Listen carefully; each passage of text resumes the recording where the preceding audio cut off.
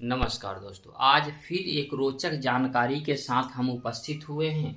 आज हम लोग देखेंगे त्रिकोणमितीय अनुपात में बहुत जगह यह प्रयोग किया जाता है, क्लास 10 में, क्लास 9 में, कि त्रिकोणमिति सर है तो आसान लेकिन जल्दी समझ में आना चाहिए। इसके लिए क्या करना होगा? तो उसके लिए उसके जड़ तक जाना होगा, उसके अंतिम जानकारी तक जाना होगा, पूरे निष्कर्ष को निकालना होगा। तो आज हम त्रिकोणमितीय अनुपात में यह सीखेंगे कि इसके फॉर्म को जो है सो किस प्रकार से जाना जाए। ठीक है, तो आज सबसे पहले त्रिकोणमिति में हमको चाहिए समकोण त्रिभुज, ऐसा त्रिभुज जिसका एक कोण 90 डिग्री का हो। त्रिकोणमितीय अनुपात में यह चाहिए कि जिसका एक कोण 90 डिग्री का हो। तो जो ये मान लिया कि यह कोण मेरे पास 90 डिग्री का है, यह ए हो गया, बी हो गया और यह सी हो गया। जनरली आप यह जानते हैं कि 90 डिग्री के, या नहीं जानते हैं तो उसी के लिए हम आए हुए हैं कि 90 डिग्री के सामने वाली भुजा को हम कर्ण कहते हैं। नियम क्या बताए हैं कि 90 डिग्री के सामने जो भुजा होगी उसको हम कर्ण कहेंगे। 90 डिग्री के सामने वाला भुजा जो है सो कर्ण होता है। शॉर्ट में इसको स्मॉल एच से सूचित करते हैं। शॉर्ट में इसको हम स्मॉल एच से। समकोण त्रिभुज में जो, या कोई भी त्रिभुज में जिसके सहारे वह त्रिभुज रहता है, या बैठा हुआ कहिए तब, या फिर खड़ा कहिए तब, यानी वह उसका आधार होता है। तो यह आपका आधार हो गया। शॉर्ट वेज में इसको हम बी से सूचित करते हैं। लंब का मतलब होता है कि उसकी ऊंचाई कितनी है। त्रिभुज की ऊंचाई जो होती है सो त्रिभुज का लंब होता है। तो यह आपका लंब हो गया। इसको हम जनरली पी से सूचित करते हैं। तो आज हम यह बात जानेंगे कि इसको हम एच से, इसको हम पी से और इसको हम बी से सूचित क्यों करते हैं। जब देखिए, यदि आप मेरे वीडियो को देख रहे हैं तो लाइक, शेयर और कमेंट करें और चैनल को सब्सक्राइब करना ना भूलें। और सबसे महत्वपूर्ण बात तो यह है कि वीडियो को स्किप करके ना देखें, वीडियो को पूरा देखें, जिससे पूरी जानकारी हम आपको दे सके। तो कर्ण का इंग्लिश होता है आपको हाइपोटेनस। कर्ण का इंग्लिश होता है हाइपोटेनस। हाइपोटेनस के कारण इसको हम स्मॉल एच से सूचित करते हैं। आधार का इंग्लिश बेस होता है। आधार के इंग्लिश को हम लोग बेस कहते हैं, इसलिए इसके फर्स्ट लेटर बी से इसको हम सूचित करें। और लंब का इंग्लिश परपेंडिकुलर होता है, जिसको हम लोग स्मॉल पी से सूचित करना शुरू कर दिए। तो यही कारण है कि हम कर्ण को एच से, लंब को पी से और आधार को बी से सूचित करते हैं। अब इसमें रिजल्ट है कि आप 10वां क्लास में यदि पढ़ रहे हैं तो 10th क्लास में ही आपको पढ़ना होगा पाइथागोरस प्रमेय। पाइथागोरस प्रमेय में आपको कहा गया है कि किसी समकोण त्रिभुज में कर्ण का वर्ग अन्य दो भुजाओं के वर्गों के योगफल के बराबर होता है। किसी समकोण त्रिभुज में कर्ण का वर्ग अन्य दो भुजाओं के वर्गों के योगफल के बराबर होता है। तो यह बात तो हो गई शाब्दिक कि आप भी सोच रहे होंगे कि सर क्या बोल दिए, इतना जल्दी जल्दी हमको पता नहीं चला। तो सीधी भाषा में समझिए कि कर्ण, इसका वर्ग जो है सो इसके वर्ग और इसके वर्ग के योगफल के बराबर होता है।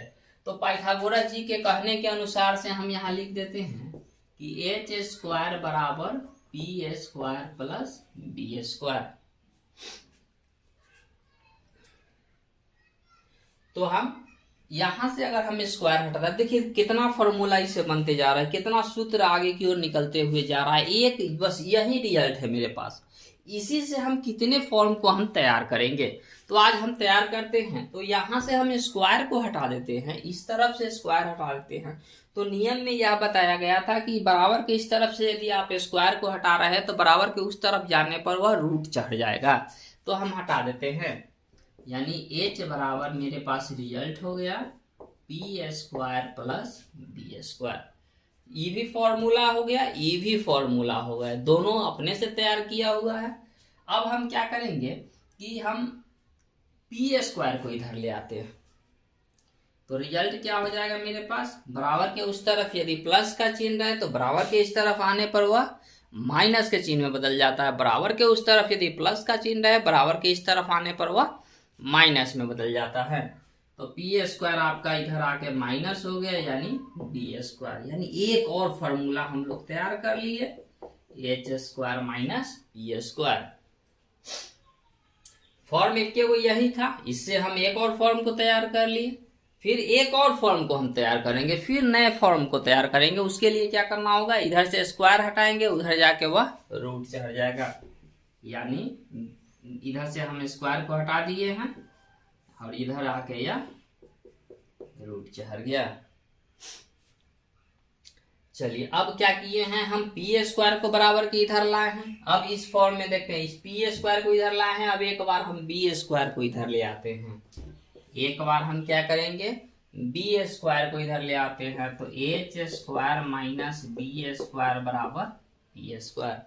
यानी अब जरूरत होगी, देखिए बड़ी ध्यान से बड़ी आसानी से इसको देखते जाइए कि अब यदि हमको पी स्क्वायर निकालना होगा तो आसानी से हम इसको निकालेंगे। अब इसको सीधा कर देते हैं, पी स्क्वायर बराबर H square minus B square. देखिए एक और फॉर्म आ गया मेरे पास, एक नए फॉर्मूला का फिर हम लोग तैयार किए। अब हम इधर से स्क्वायर हटाएंगे, उधर जाके यह रूट चढ़ जाएगा,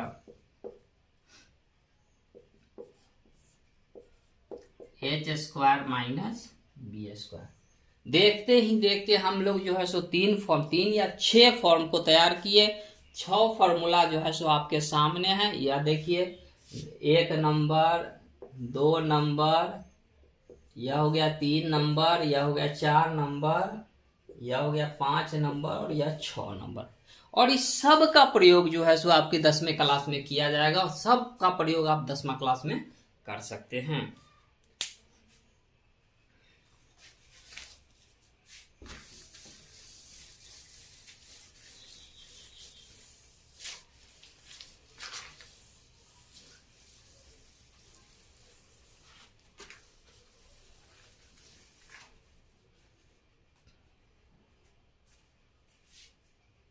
अब आते हैं इस समकोण त्रिभुज में, या तो आपको इस कोण को थीटा लिखना होगा, नहीं तो इस कोण को थीटा लिखना होगा।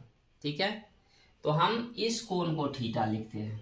ठीक है, तो फॉर्म होता है साइन थीटा बराबर पी बटा एच, कॉस थीटा बराबर बी बटा एच, टैन थीटा बराबर पी बटा बी, कॉसेक थीटा बराबर एच बटा पी, सेक थीटा बराबर एच बटा बी, और यहाँ एडजस्ट हो जाएगा कॉट थीटा बराबर बी बटा पी। देखिए कभी कभी यह इंटरचेंज होता है, यह आपस में बदल जाता है। अगर मान लिया जाए कि ई आपका जो है सो कर्ण है, ई आधार है और ई लंब है, यानी ई एच है या बी है और यह आपका पी है। ठीक है, तो जैसे ही यह फॉर्म यश के लिए तैयार हो गया कि जब आपका एंगल यह है, ठीक है, और यदि यह एंगल यहाँ थीटा हो जाएगा तो तब क्या होगा, ई आपका आधार हो जाएगा यानी कि बी, और ई आपका लंब हो जाएगा यानी कि पी।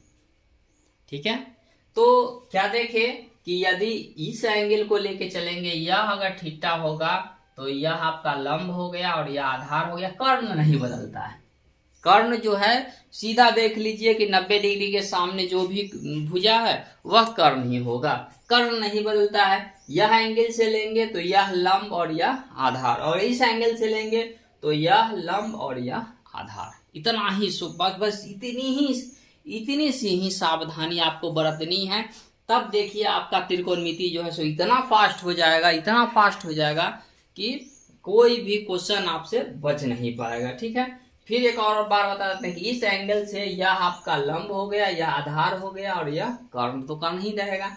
और यदि हम इस एंगल से लेंगे तो यह आपका आधार हो जाएगा और यह लंब हो जाएगा और यह कर्ण हो जाएगा।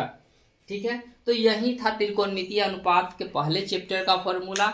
और नेक्स्ट वीडियो में हम देखेंगे कि और क्या रोचक जानकारी है त्रिकोणमिति में, और जिन विद्यार्थियों को या जिन छात्र छात्राओं को समझ में नहीं आ रहा है तो कमेंट करके हमको अवश्य लिखे कि सर इस चीज़ को फिर एक बार और बताइए, जिससे हमको मालूम हो सके कि हम क्या चीज़ नहीं बता पाए हैं। तो आशा करते हैं कि यह वीडियो आपको अच्छा लगा होगा।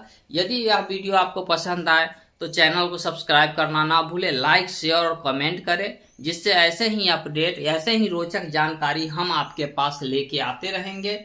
और ऑनलाइन क्लास की सुविधा उपलब्ध है। क्लास 9th के लिए 7:30 बजे शाम से, क्लास 10th के लिए 8:30 बजे रात से, और इंटर के सेकेंड ईयर 8:30 बजे सवेरे से, और इंटर फर्स्ट ईयर 10:30 बजे दिन से चालू हो रहा है। जिनको ज्वाइन करना हो मैथ पॉइंट में लाइव क्लास चलता है, आप लोग ज्वाइन कर सकते हैं। तो मिलते हैं अगले वीडियो में, तब तक के लिए धन्यवाद।